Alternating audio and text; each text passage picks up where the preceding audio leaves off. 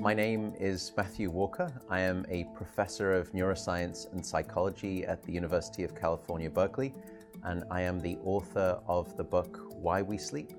We certainly know that a lack of sleep will actually prevent your brain from being able to initially make new memories. So it's almost as though without sleep, the memory inbox of the brain shuts down and you can't commit new experiences to memory. So those new incoming informational emails are just bounced and you end up feeling as though you're amnesic. You can't essentially make and create those new memories. We also know that a lack of sleep will lead to an increased development of a toxic protein in the brain that is called beta amyloid, and that is associated with Alzheimer's disease, because it is during deep sleep at night when a sewage system within the brain actually kicks into high gear and it starts to wash away this toxic protein, beta amyloid. So if you're not getting enough sleep each and every night, more of that Alzheimer's related protein will build up. The more protein that builds up, the greater your risk of going on to develop dementia in later life. What are the effects of sleep deprivation on the body? Well, there are many different effects. Firstly, we know that sleep deprivation affects the reproductive system. We know that men who are sleeping just 5 to 6 hours a night have a level of testosterone which is that of someone 10 years their senior.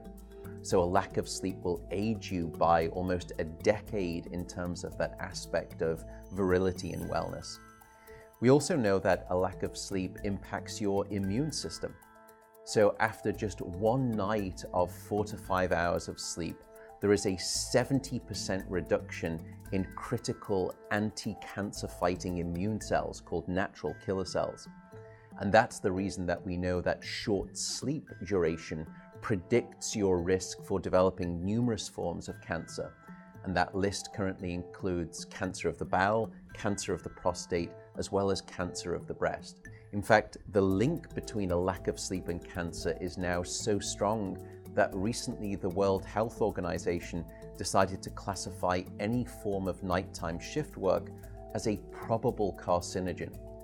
So in other words, jobs that may induce cancer because of a disruption of your sleep-wake rhythms. We also know that a lack of sleep impacts your cardiovascular system, because it is during deep sleep at night that you receive this most wonderful form of effectively blood pressure medication.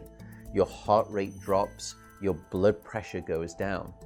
If you're not getting sufficient sleep, you're not getting that reboot of the cardiovascular system. So your blood pressure rises. You have, if you're getting 6 hours of sleep or less, a 200% increased risk of having a fatal heart attack or a stroke in your lifetime. There is a global experiment that is performed on 1.6 billion people twice a year, and it's called daylight savings time. And we know that in the spring, when we lose 1 hour of sleep, we see a subsequent 24% increase in heart attacks the following day. Another question perhaps is, what is the recycle rate of a human being? How long can we actually last without sleep before we start to see declines in your brain function or even impairments within your body? And the answer seems to be about 16 hours of wakefulness. Once you get past 16 hours of being awake, that's when we start to see mental deterioration and physiological deterioration in the body. We know that after you've been awake for 19 or 20 hours, your mental capacity is so impaired that you would be as deficient as someone who is legally drunk behind the wheel of a car. So if you were to ask me what is the recycle rate of a human being, it does seem to be about 16 hours, and we need about 8 hours of sleep to repair the damage of wakefulness. Wakefulness essentially is low-level brain damage.